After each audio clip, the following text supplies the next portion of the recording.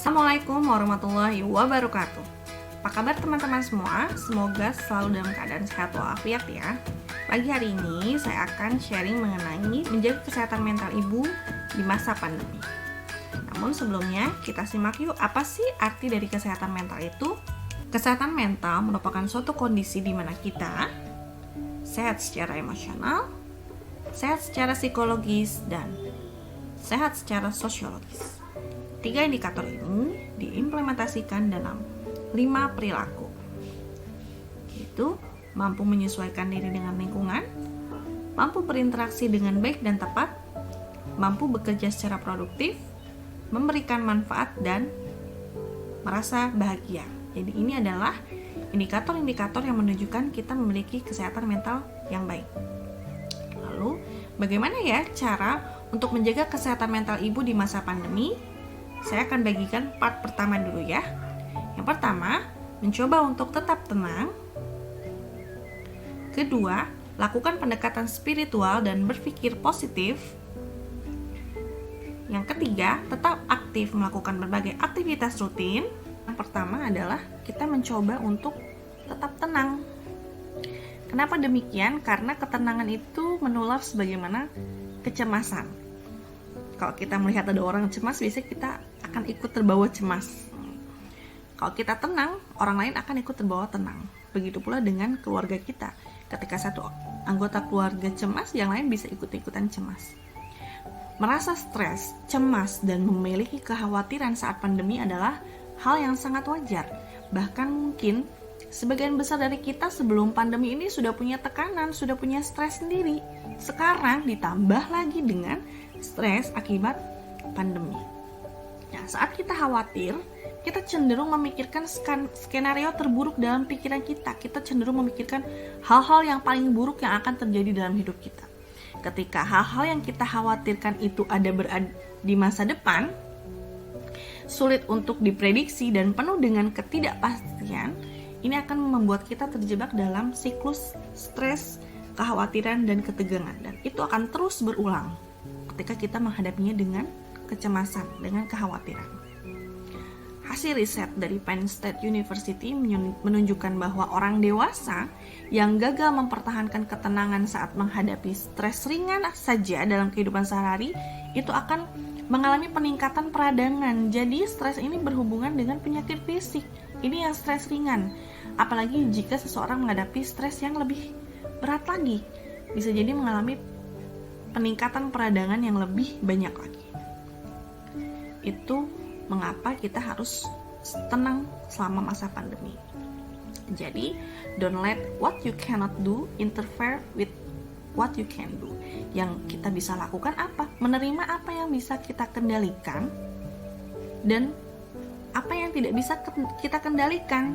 Kita dorong anak kita untuk melakukan hal yang sama. Kita pikirkan, oh, pandemi ini tidak bisa saya kendalikan, tapi ada yang bisa saya kendalikan. Apa? Perasaan saya, kecemasan saya bisa atasi dengan baik. Jadi kita fokus pada apa yang bisa kita kendalikan. Gimana sih caranya untuk bisa dapat ketenangan? Yang pertama, kita bisa coba dengan tarik nafas sebelum memulai aktivitas atau ketika kita menemukan permasalahan. Yang kedua, kita bisa lakukan terapi yang dinamakan guided imagery. Jadi, terapi ini caranya bisa dilakukan dengan memejamkan mata. Lalu kita bayangkan hal yang menyenangkan disertai suara musik yang menyenangkan, kondisi yang menyenangkan, kemudian kita bergerak dengan perasaan yang tenang. Jadi kita bayangkan kita ada di situasi tersebut. Itu biasanya akan memberikan efek yang positif, meskipun sifatnya jangka pendek ya, tapi bisa menjadi pertolongan pertama secara psikologis ketika kita punya kecemasan yang berlebih. Ini cara yang bisa kita lakukan. Step yang kedua adalah kita lakukan pendekatan spiritual dan berpikir positif.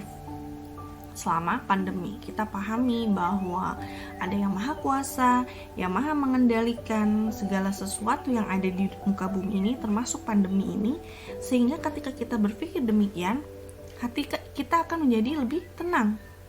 Kita pahami bersama bahwa pandemi ini tuh takdir dari Tuhan, dari Yang Maha Kuasa, dan virus corona juga merupakan ciptaan Tuhan. Dengan berpikir demikian, kita akan menjadi lebih tenang dan tentram. Hasil riset dari University of the Western Cape menyatakan bahwa spiritualitas ini selama masa pandemi menjadi deeper immunity, jadi kekebalan tubuh yang paling dalam, yang paling inti. Jadi pengalaman COVID ini membuat orang banyak merenungkan kualitas hidupnya, kesehatannya, kebahagiaan dirinya, yang ternyata ini semua tuh sama pentingnya dengan bagaimana sih nanti akhir dari hidup kita. Jadi memang pandemi ini akhirnya menjadikan banyak orang melakukan pendekatan spiritualitas, dan ini lebih menenteramkan dibandingkan kita hanya sekedar melakukan pendekatan yang sifatnya fisik. Nah, yang berikutnya adalah positive thinking. Jadi kita coba lihat sisi yang baik dari masalah yang kita alami. Lihat sisi baik dari pandemi ini. Masih ada hal positif dan bahagia yang terjadi di dunia bahkan selama pandemi ini. Jadi kita fokus, kita cari apa hal-hal positif selama pandemi, karena ini akan sangat membantu. Contohnya adalah kita bersyukur karena dengan pandemi ini kita sebenarnya jadi punya quality time yang lebih baik. Jadi punya waktu bersama keluarga yang lebih banyak. Jadi lebih dekat dengan anak, lebih dekat dengan suami. Itu hal positif, salah satu hal positif yang bisa kita syukuri. Kita seimbangkan juga nih waktu untuk melihat berita, media, atau saluran yang memberikan informasi yang positif dan membuat kita lebih bahagia. Rastogi 2017 menemukan bahwa berpikir positif ini akan membantu kita mengatasi tekanan dan meningkatkan kemampuan untuk memecahkan masalah secara kreatif.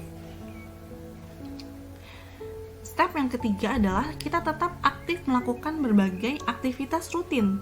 Jadi jangan sampai COVID ini merubah aktivitas kita.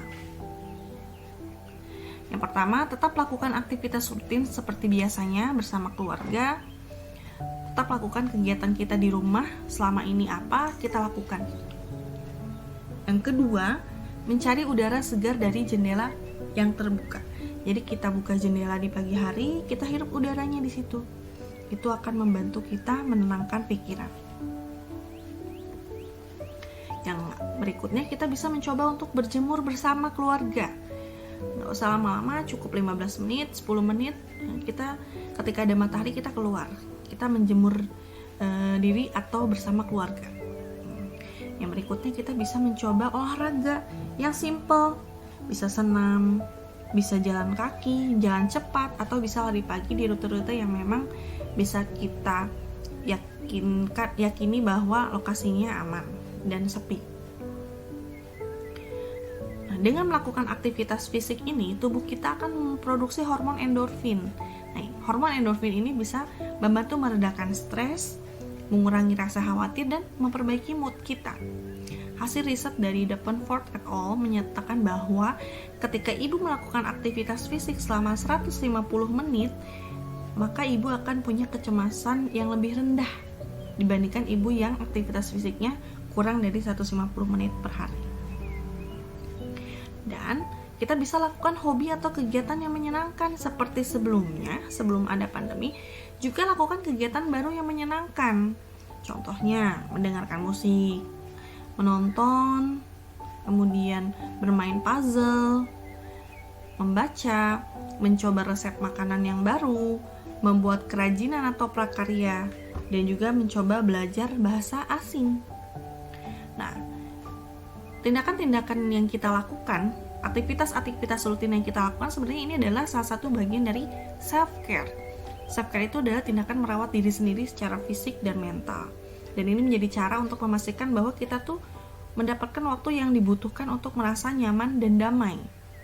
Jadi self-care ini lebih kepada kesadaran diri kita yang kita butuhkan untuk tumbuh dan berkembang dengan cara yang membuat kita merasa santai dan bahagia. Jadi aktivitas rutin yang kita lakukan ketika itu membuat kita menjadi santai dan bahagia, tidak terburu-buru, itu bisa menjadi self-care untuk diri kita sendiri. Dan juga bisa menjadi bentuk mental exercise. Mental exercise ini ditujukan untuk melatih kemampuan kita, keterampilan kita secara kognitif dan mental agar kita lebih sehat. Dan mental exercise ini juga berpengaruh pada peningkatan fokus, peningkatan perhatian, memperbaiki memori, memperbaiki kreativitas, dan fleksibilitas dari kita. Jadi manfaatnya ternyata dari aktivitas kita sehari-hari itu banyak. Jadi makanya kenapa kita harus tetap mempertahankan aktivitas rutin dan mencoba hal-hal baru yang sekiranya membuat kita menjadi lebih semangat. Mau tahu step selanjutnya? Silakan simak video part berikutnya ya di channel ini. Jangan lupa like dan subscribe ya teman-teman. Sampai jumpa.